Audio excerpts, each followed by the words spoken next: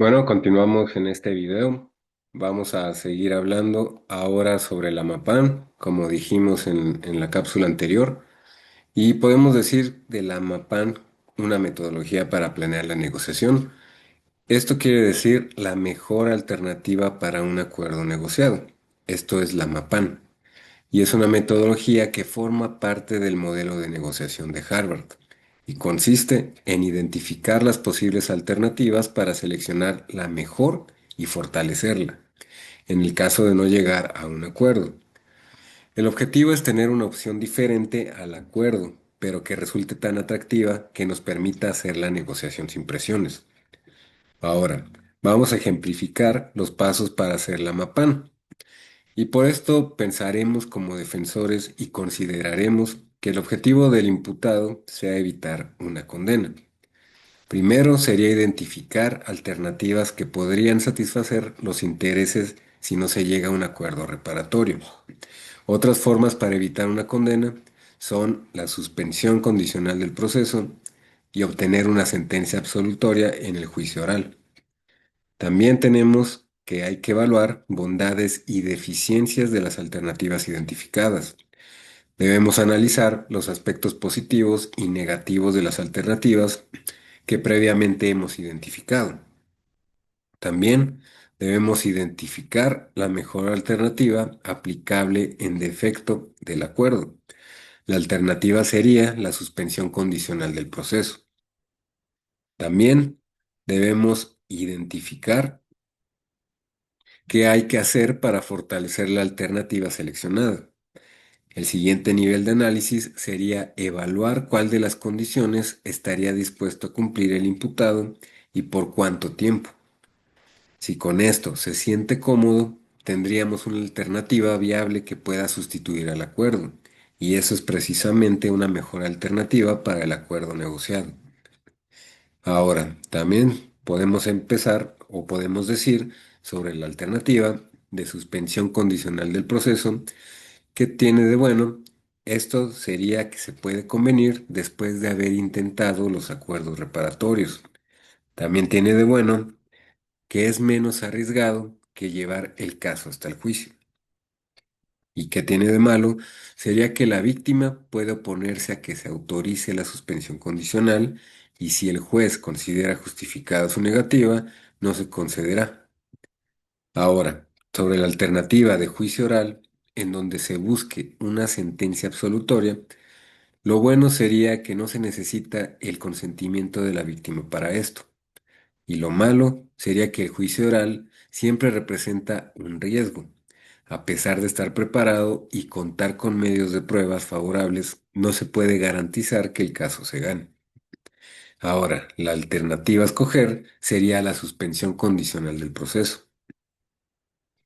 También lo que se tiene que fortalecer para esa alternativa sería preguntarle al representado qué condiciones estaría dispuesto a cumplir y por cuánto tiempo estaría dispuesto a estar sujeto a ellas. También podemos dar unas recomendaciones de negociación para los abogados y podemos decir que saber negociar implica el conocimiento y aplicación de algunas recomendaciones. Los abogados debemos familiarizarnos con ellas y a fin de llevar un buen puerto a nuestras negociaciones. Respecto a nuestro representado, el punto de partida para asesorar adecuadamente a nuestro representado en una negociación es conocer el caso a detalle. De acuerdo con la magnitud del asunto, será necesaria la elaboración de la teoría del caso para tener un estudio más profundo y determinar las posibilidades de éxito en un juicio oral.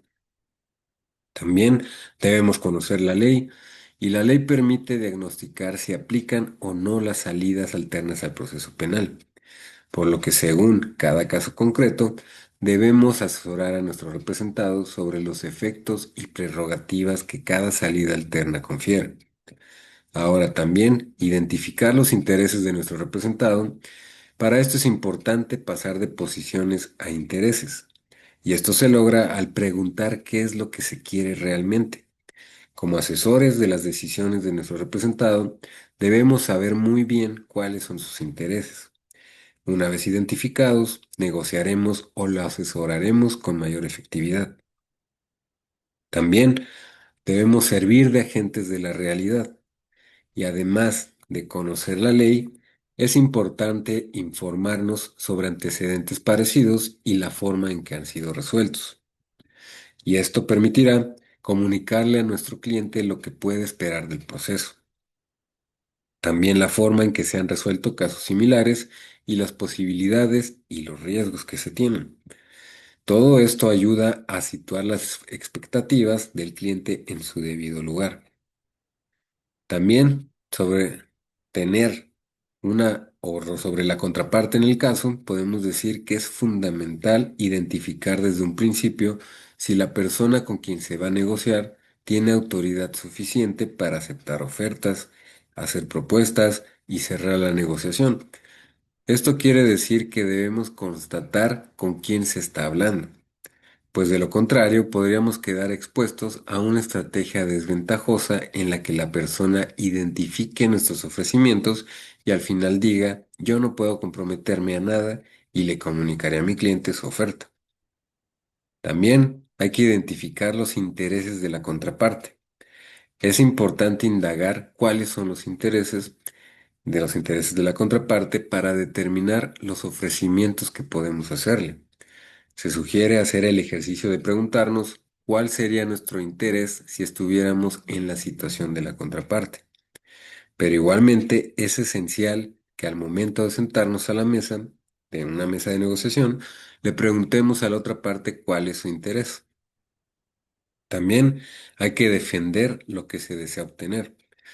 Una vez que se explican ya los respectivos intereses, se entra a la fase de debatir o argumentar por aquello que se desea. Y esto quiere decir exponer el porqué de nuestros intereses. Es importante manejar un nivel de comunicación asertivo. También hay que buscar soluciones por medio de lluvia de ideas. Y esto podemos decir que lo esencial de la negociación es acordar una solución al problema.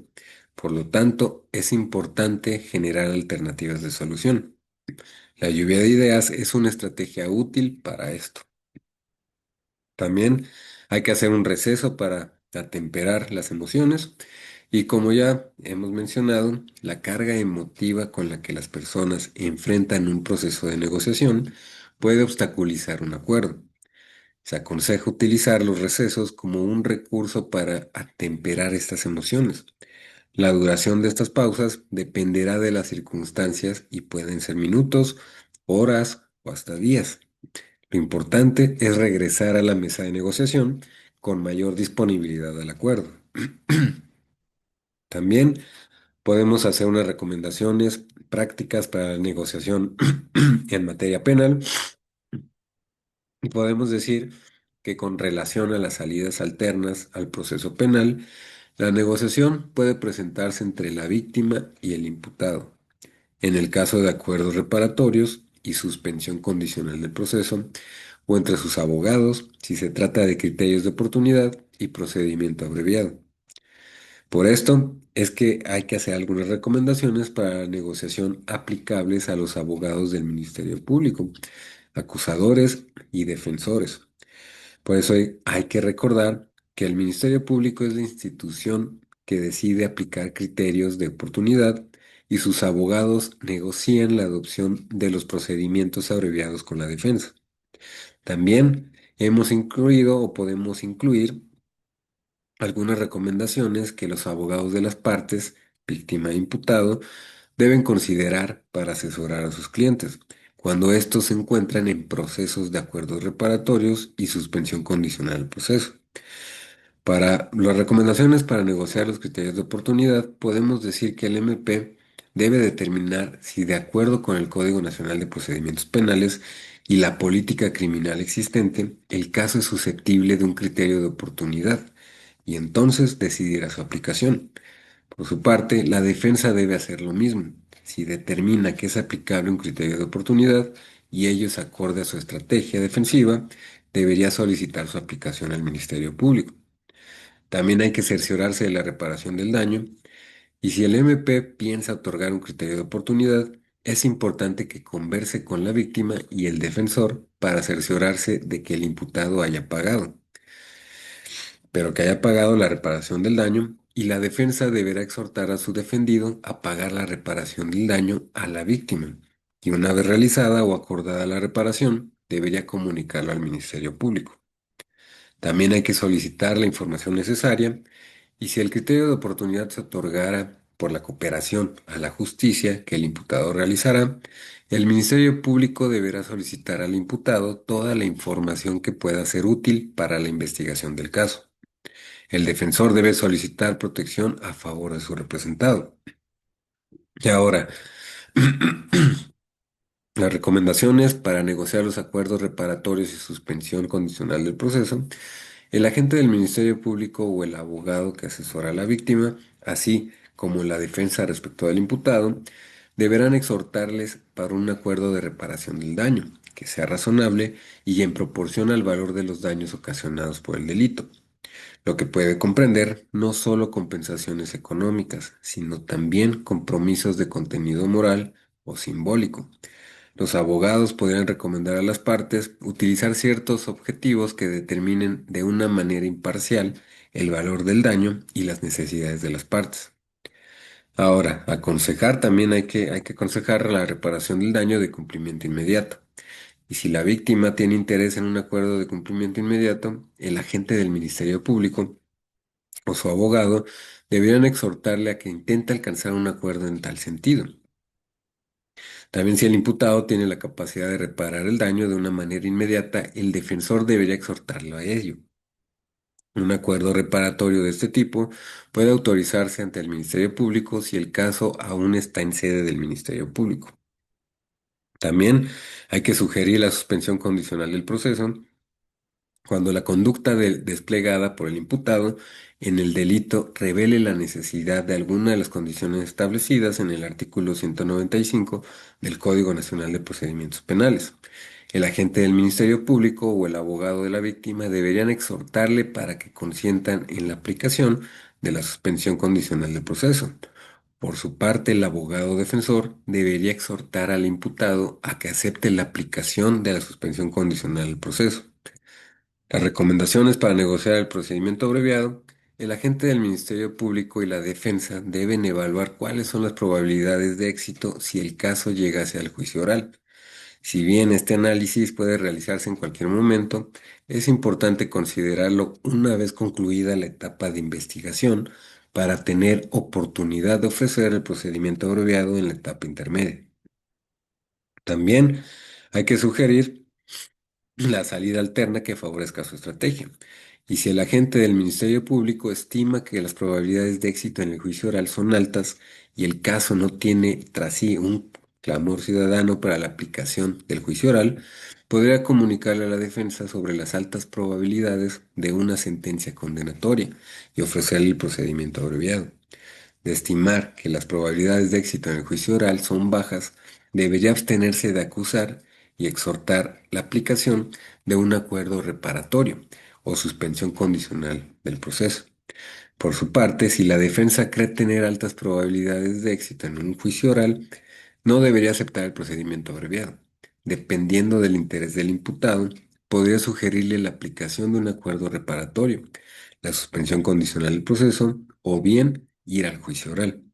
Si por lo contrario, la defensa estima que las probabilidades de éxito en el juicio oral son bajas, debería aconsejar a su representado la adopción de acuerdos reparatorios, suspensión condicional del proceso o el procedimiento abreviado.